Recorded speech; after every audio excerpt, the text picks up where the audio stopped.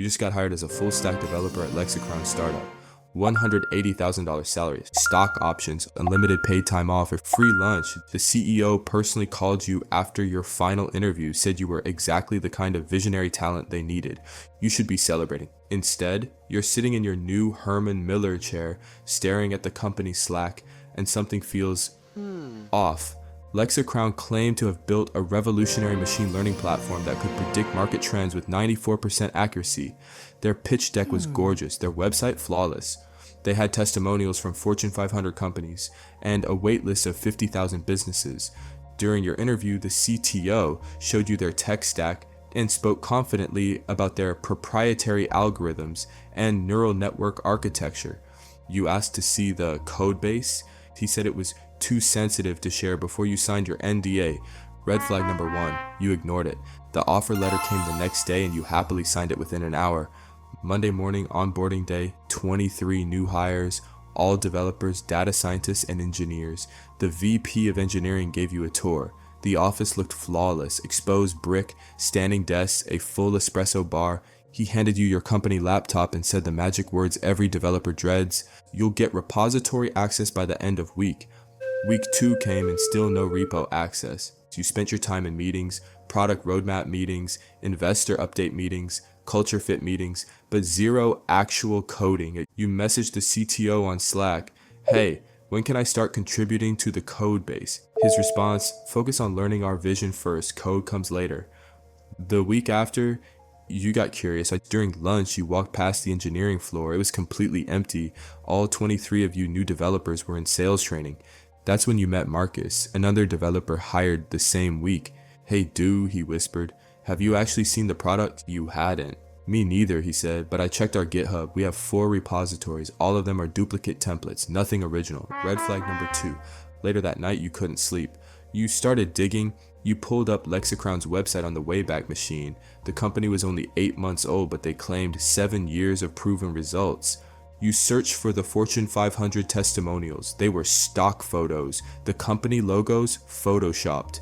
You checked LinkedIn. The CEO had 3 previous startups, all shut down within 18 months, all under investigation for securities fraud. Then you found the SEC filings. Lexa Crown had raised $47 million in Series A funding, but when you cross-referenced the investor list with public records, half the names didn't exist. The other half, they were early Lexa Crown employees. They were investing their own salaries back into the company to inflate valuation. Classic Ponzi structure. You called Marcus. He'd found something worse. "Check Glassdoor," he said. "Filter by former employees." You did. 57 reviews, all 1 star, all from the past 6 months. Never saw the product I was hired to build. Paid in equity. That's worthless. CEO disappeared with 3 months of unpaid salaries. "This is a scam. Get out while you can." You looked at your bank account. Your first paycheck was supposed to hit in 2 days. Monday morning on week 4, you walked into the office early, 6:47 a.m. The lights were already on. The CEO was there alone, moving boxes into a U-Haul van. When he saw you, he froze. "Hey," you said, trying to sound casual. "Moving offices?" He forced a smile. "Just reorganizing, scaling up, you know." You didn't break eye contact. "Where's the product, David?" His smile dropped. "Look," he said quietly, "you seem smart, smarter than the others. Here's the deal. This company has 6 weeks of runway left, maybe 8 if we close the next funding round. The product, it doesn't exist. It never did." You felt your stomach drop.